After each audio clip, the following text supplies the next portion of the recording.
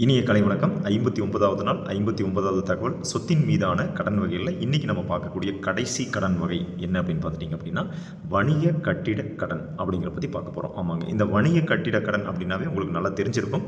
இந்த வணிகம் சார்ந்த கட்டிடங்களுக்கு தேவையான லோன்களை கொடுக்கறது தான் வந்து இந்த வணிக கட்டிட கடன் அப்படின்னு சொல்கிறதுங்க. இதோடைய நன்மைகள் மற்றும் தகுதிகள் என்ன அப்படின்னு பார்க்குறப்போ வயது வரம்பு 21 வயதுலேருந்து 60 வயதுக்குள்ளே இருக்கணும். கண்டிப்பாக அவர் ஒரு இண்டஸ்ட்ரியலிஸ்டாக இருக்கணும், அதாவது தொழில் செஞ்சுக்கிட்டு இருக்கிறவராக தான் இருக்கணும். கால அளவுகள் பொறுத்த வரைக்கும் 10 ஆண்டுகள் 15 ஆண்டுகள் வரைக்கும் மேக்ஸிமம் கொடுக்கலாங்க. வட்டி வீதங்களை பொறுத்த வரைக்கும் இது வந்து கமர்ஷியல் ரேட் ஆஃப் இன்ட்ரெஸ்ட்டில் வருதும் அப்படிங்கிறதுனால 9% 14% வரைக்கும் வரதுக்கு வாய்ப்பு இருக்குது. சிபில் ஸ்கோரை பொறுத்த வரைக்கும் 700க்கு மேலே வந்து சிபில் ஸ்கோர் இருக்கணும்.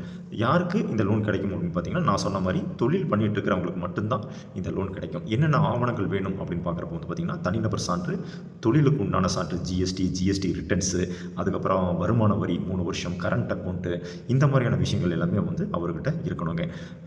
அடுத்தது வந்து பார்த்திங்கன்னா, சொத்து சார்ந்த அனைத்து பத்திர ஆவணங்கள் எல்லாமே நம்ம கொடுக்கணும். வில்லங்க சர்டிஃபிகேட், பட்டா, இந்த மாதிரியான விஷயங்கள் கொடுக்கணும். குறிப்பாக வந்து அந்த கட்டக்கூடிய இடத்துக்கு டிடிசிபி அனுமதி இருக்கணும். கட்டிட பிளான் இருக்கணுங்க. ப்ராஜெக்ட் டீட்டெயில்ஸ் இருக்கணும். இந்த கட்டிடம் எந்த ப்ராஜெக்ட்டுக்காக இந்த கட்டடம் கட்டுறோம் அப்படிங்கிறதுக்கு உண்டான அந்த தெளிவான ஒரு ஸ்டேட்மெண்ட் இருக்கணுங்க. ஸோ இந்த மாதிரியான விஷயங்கள் வந்து இந்த இதுக்காக தேவைப்படுது. எப்படி கால்குலேட் பண்ணி நம்ம கொடுக்குறாங்க அப்படின்னா, நம்ம அந்த எஸ்டிமேஷன் கொடுக்குறோம் இல்லைங்களா, இந்த திட்ட அறிக்கை கொடுக்குறோம். அதில் நமக்கு வந்து பார்த்திங்கன்னா 60%லேருந்து 80% வரைக்கும் அந்த கட்டடத்துக்கு நமக்கு வந்து லோனை கொடுக்குறாங்க.